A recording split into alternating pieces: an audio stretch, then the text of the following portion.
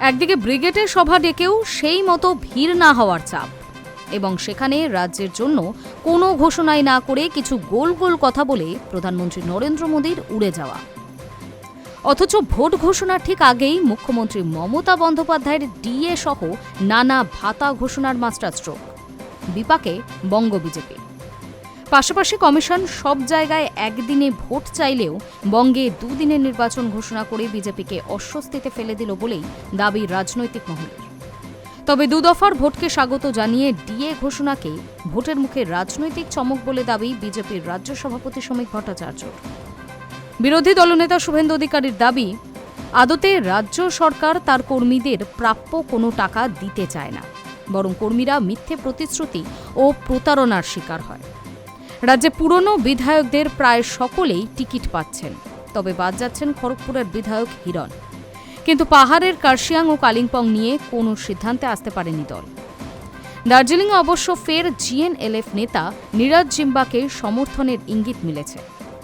এদিকে পাহাড়ের 3টে আসনেই অনিত থাপার ফল বিজেপিএম একাই লড়বে বলে প্রার্থী ঘোষণা করে দিয়েছে। নন্দীগ্রামে শুভেন্দুর নামে দেওয়াল লিখনও শুরু হয়েছে। ভোট ঘোষণা হতেই সন্ধ্যায় জরুরি বৈঠকে বসে বঙ্গ বিজেপি। শ্রমিক শুভেন্দু ছাড়াও ছিলেন সুকান্ত মজুমদার, ভূপেন্দ্র যাদব, সুনীল বানসালরা। দলীয় সূত্রে খবর, দিল্লিতে আগেই 155টি আসনে প্রার্থী চূড়ান্ত হয়ে গিয়েছে। বাকি 139টি আসন নিয়ে বৈঠকে দল। প্রাথমিকভাবে খবর, শুভেন্দু অধিকারী, দিলীপ ঘোষ, অগ্নিমিত্রা পল, শঙ্কর ঘোষদের মতো নেতাদের আসন চূড়ান্ত হয়ে গিয়েছে। মঙ্গলে প্রথম তালিকা প্রকাশ হতে পারে বিজেপির তরফ থেকে। পূর্ব মেদিনীপুরের তালিকা পুরোটাই শুভেন্দু দেখছেন।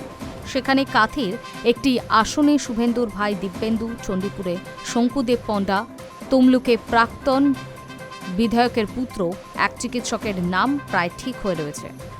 হলদিয়ায় পাঠানো হচ্ছে রাজ্য দপ্তরের আইটি সেলের এক নেতাকে, যাকে নিয়ে সেখানে মণ্ডল কমিটির আপত্তি রয়েছে। কিছুটা নারাজ সংঘ পরিবারও। রাজ্যে পুরনো বিধায়কদের প্রায় সকলেই টিকিট পাচ্ছেন, তবে বাদ যাচ্ছেন খড়গপুরের বিধায়ক হিরণ। কিন্তু পাহাড়ের কার্শিয়াং ও কালিম্পং নিয়ে কোনো সিদ্ধান্তে আসতে পারেনি দল। তা নিয়ে রবিবারও আলোচনা হয়। বিজেপির রাজ্য সভাপতি শ্রমিক ভট্টাচার্য বলেন, তারা ভোটের জন্য তৈরি এবং ক্ষমতা এলে নবান্ন নয়, রাইটার্স বিল্ডিং থেকে সরকার চলবে বলে দাবি করেন। নতুন সরকার এলে রাজ্যে কর্মসংস্থান হবে, পরিযায়ী শ্রমিকরা রাজ্যে ফিরবেন, এখানেই কাজ পাবেন। সরকারি কর্মচারীদের 7ম পে কমিশন মেনে ডিএ পাওয়াও শুরু হবে। অন্নপূর্ণা লক্ষ্মীর ভাণ্ডারের মাধ্যমে মহিলাদের 3000 টাকা করে মাসে দেওয়াও হবে।